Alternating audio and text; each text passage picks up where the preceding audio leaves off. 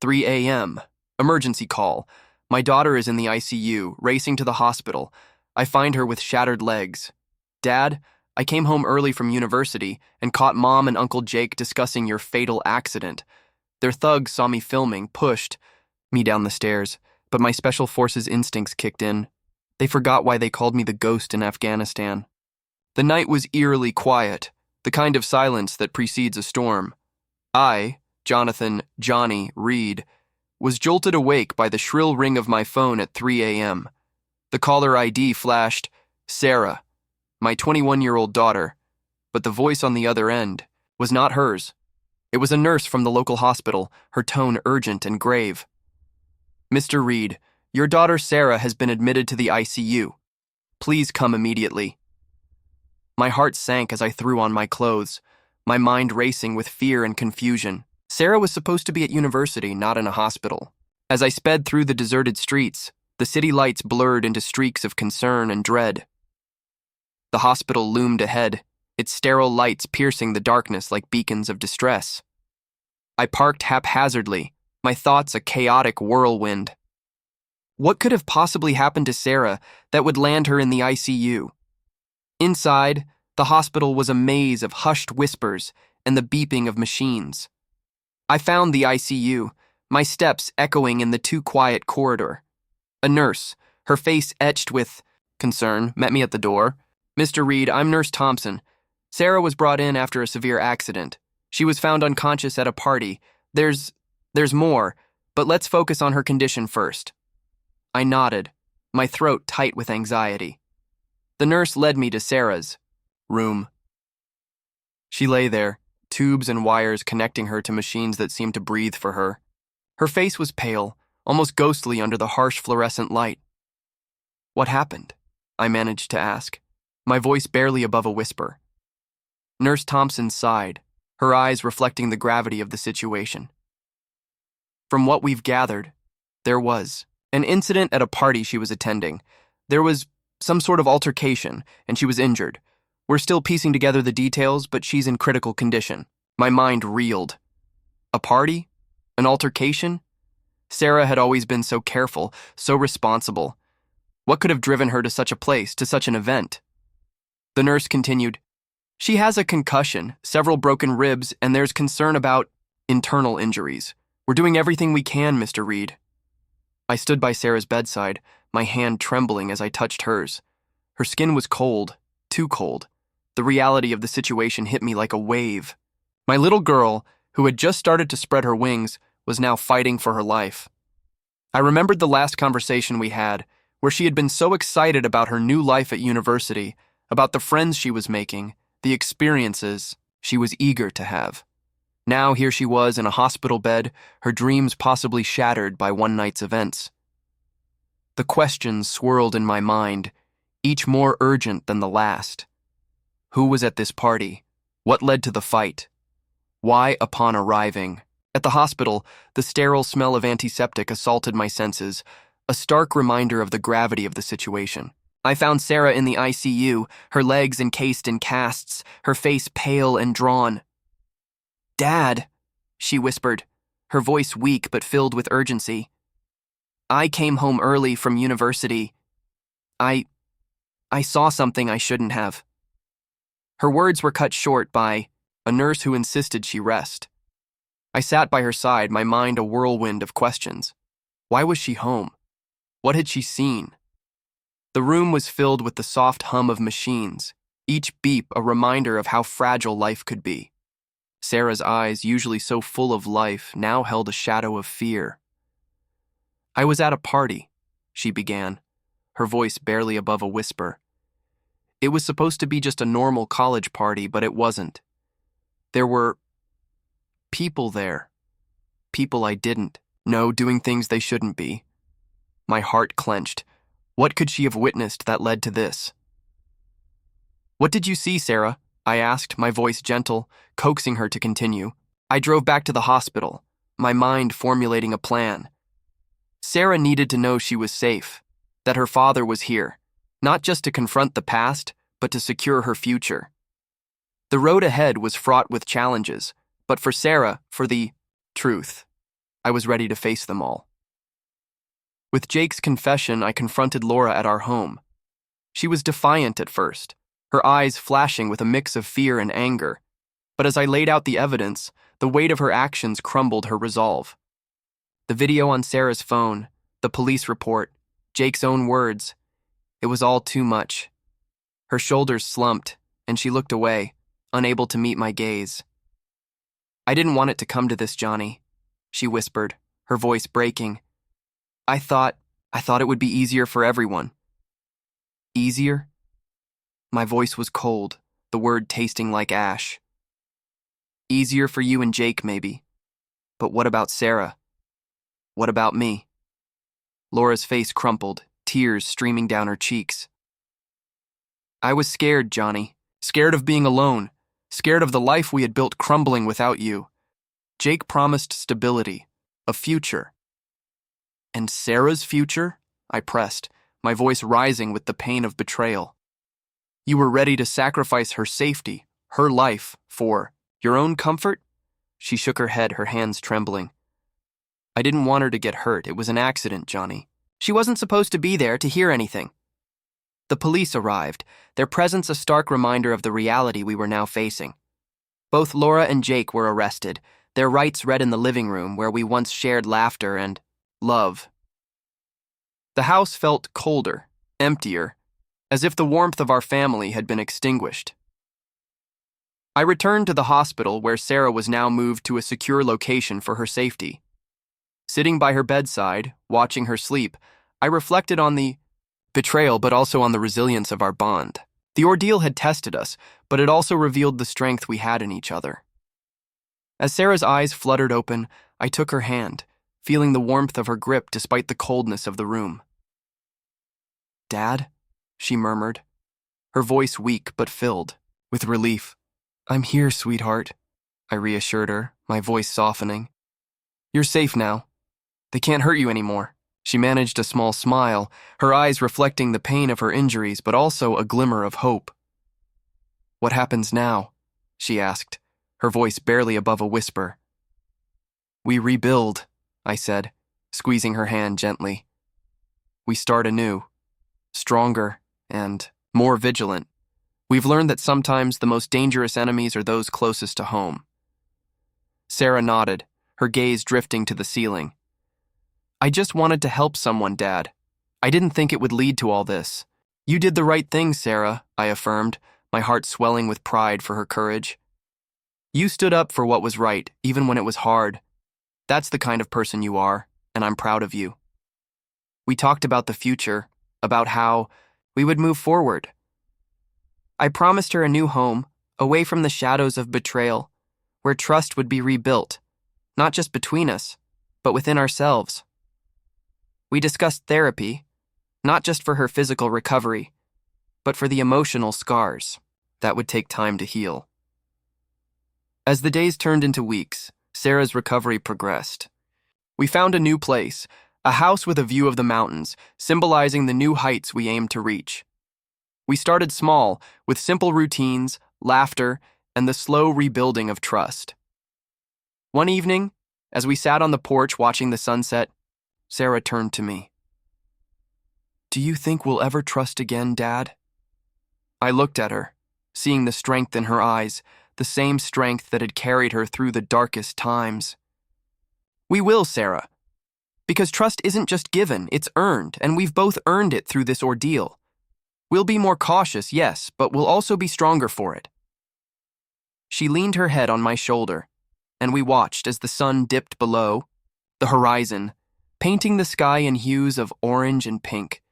It was a new beginning, one built on the ashes of betrayal, but also on the unyielding love and resilience of a father.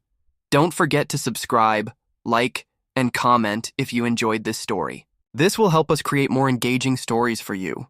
He sighed, his shoulders slumping. "I know, Johnny. I know it was wrong. But once we started down this path, it felt like there was no turning back. Laura, she's not the same person you left behind."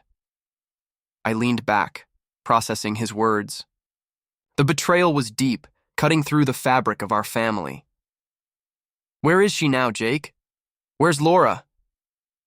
She's at the spa, he admitted, his voice barely above a whisper. She didn't want to be here when you found out. She's scared, Johnny, scared of what you might do. I stood up, my decision made.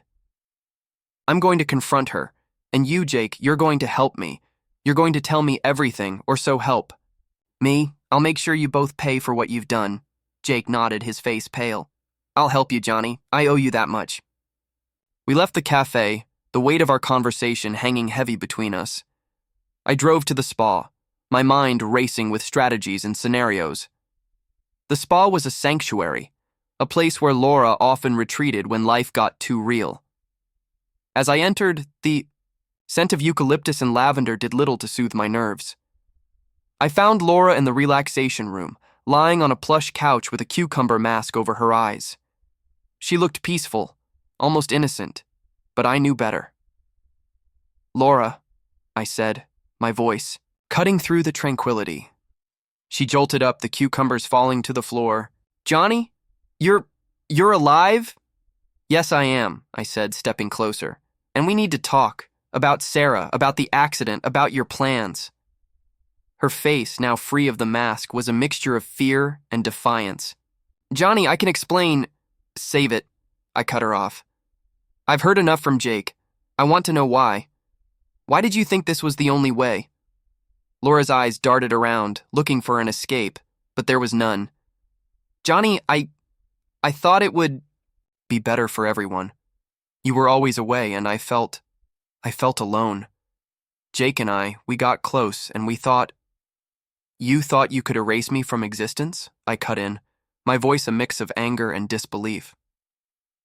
And what about Sarah? Did you think she'd just accept this new reality? She looked down, her hands trembling. I didn't think she'd come home. I didn't think she'd find out. It was supposed to be simple. A staged accident, a life insurance payout, and then we could move on. Move on? I echoed, the words tasting like ash in my mouth. You planned to move on with my brother over my dead body, quite literally. Tears welled up in Laura's eyes, but I felt no sympathy. I was scared, Johnny. Scared of being alone. Scared of the life we had built. Crumbling without you. Jake promised stability, a future. And what about Sarah's future? I demanded, my voice rising. You were ready to sacrifice her safety, her life, for your own comfort? Laura's face crumpled, her composure breaking. I didn't want it to come to this. I never wanted Sarah to get hurt. It was an accident, Johnny. She wasn't supposed to be there to hear anything. I paced the room, my mind racing. The betrayal was not just personal, it was familial, a betrayal of the bond that should have been unbreakable. Laura, you've not only betrayed me but also our daughter. How could you think this was the answer? She stood up, her voice now a whisper. I was wrong, Johnny. I see that now. But what do we do? How do we fix this? We, I scoffed, the word bitter on my tongue. There is no we anymore, Laura. You've made sure of that. But for Sarah, for her safety, I'll do what I must. I turned to leave, my heart heavy with the weight of the revelations. You'll both face the consequences. I'll make sure of that. But first, I need to ensure Sarah is out of harm's way. As I walked out of the spa, the cool air hit my face, a stark contrast to the heated confrontation inside. My next steps were clear. I needed to gather all the evidence, confront Jake again, and ensure that both he and Laura would pay for their treachery. But above all, I needed to protect Sarah, to make sure she could heal, not just physically, but from the betrayal of her own family. The video ended abruptly, likely when Sarah was pushed down the stairs. My mind reeled with the implications. My own family, plotting not just my demise, but now threatening my daughter's life. I needed to confront them, but first, I needed to ensure Sarah's safety. I called an old friend from my military days, someone I trusted implicitly. Johnny, what's up? His voice was a welcome sound. I need a favor. My daughter's in danger. Can you watch over her at the hospital? I need to handle something here. Consider it done. I'll be there in 20. With Sarah's safety somewhat secured, I steeled myself for the confrontation. I walked back to Jake's study, this time pushing the door open. Jake looked up, surprise and then fear flickering across his face. "Johnny, you're supposed to be dead." I cut him off, my voice icy. "Seems like you've been busy planning that." Jake's face paled. "It's not what you think, Johnny. We were just saving your own skins at the expense of mine and Sarah's." I slammed Sarah's phone onto the desk. "Explain this." Jake stared at the phone, his composure crumbling. "It was Laura's idea. She thought if you were out of the picture, we could..." "Could what? Take over my life? My business?" My anger was a palpable force in the room. "It's complicated, Johnny. You've been away so long, things changed. We thought..." "You thought wrong," I interrupted, my voice low and dangerous. "You've endangered my daughter, your niece. Where's Laura?" She's at the spa. She didn't want to be here when I found out." I finished for him. "You're both going to regret this." I left Jake in his study, his betrayal hanging in the air like a toxic cloud. I had to find Laura, confront her with Sarah safe in the hospital. I began my investigation. I visited the site of my supposed accident, now overgrown with weeds, the police tape long gone. The air was thick with the scent of decay, a fitting metaphor for the trust that had once bound my family together. I walked through the underbrush, my boots crunching on the remnants of what was once a bustling scene of chaos and emergency response. I reviewed the police report, which was suspiciously thin. It barely detailed the circumstances of the crash, with no mention of witnesses or significant findings. The lack of depth was glaring, almost as if someone had intentionally stripped it of any useful information. My military contacts confirmed that Jake had been seen with known criminals recently. The pieces were falling into place, but I needed concrete evidence. I set up a meeting with Jake under the guise of discussing family matters. I chose a public place, a cafe where we used to meet when things were simpler. The clinking of cups and the murmur of conversations provided a cover for our tense reunion.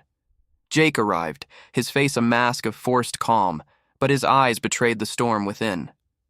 "Johnny," he greeted, his voice strained. "I didn't expect to see you here." "I'm sure you didn't," I replied, my tone even but cold. "We need to talk, Jake, about Sarah, about the accident, about everything." He sat down, his hands fidgeting with his coffee cup. "Look, Johnny, it's not what you think. Things got out of hand." "Out of hand?" I interrupted, my voice rising slightly, drawing a few curious glances from nearby patrons.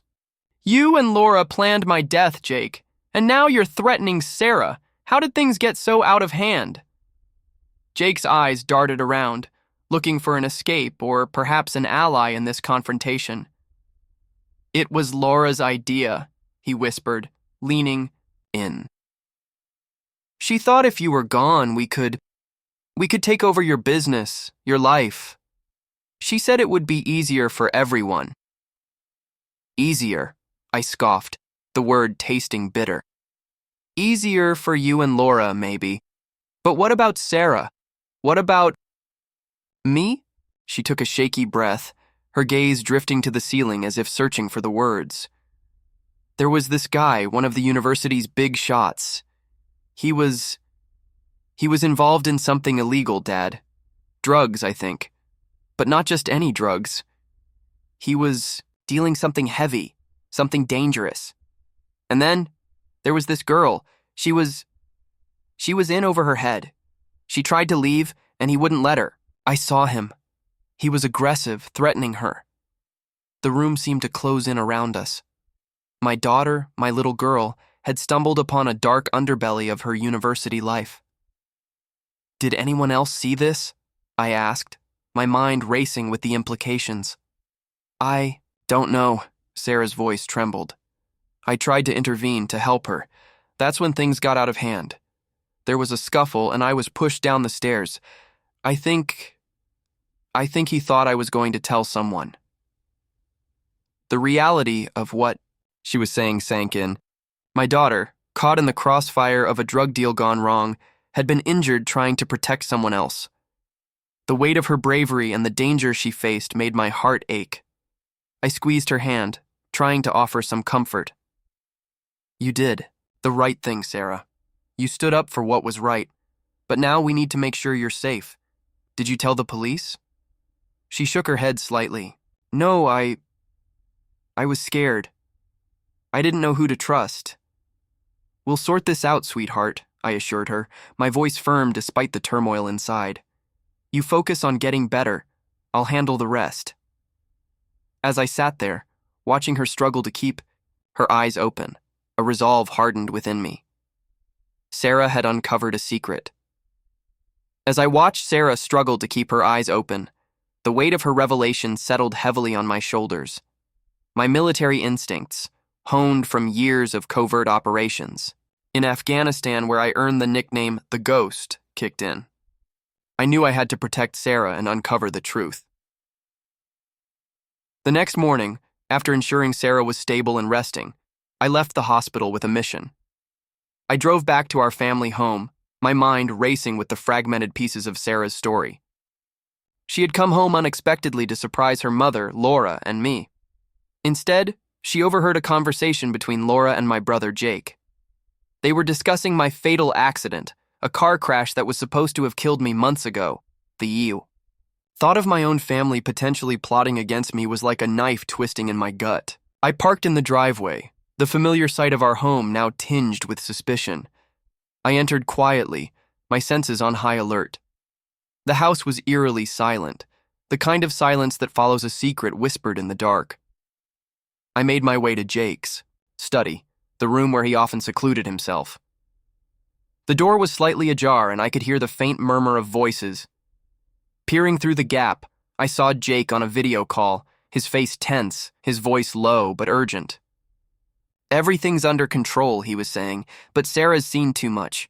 We need to move quickly. My heart pounded in my chest. I needed evidence, something concrete to understand the depth of their betrayal. I remembered Sarah's phone, the one. She used to film the conversation. I had to find it. I searched her room, careful not to disturb anything. Under her pillow, I found it. The screen was cracked, but it still worked. I scrolled through her videos, my hands shaking. There it was, the video of Laura and Jake discussing my supposed death. The audio was clear enough. Jake's voice, "We can't. Let him come back. It's too risky. He knows too much." Laura's response was chilling. "I know, but what about Sarah? She's our daughter." Jake's reply was cold. "She's a liability now. We need to deal with her too."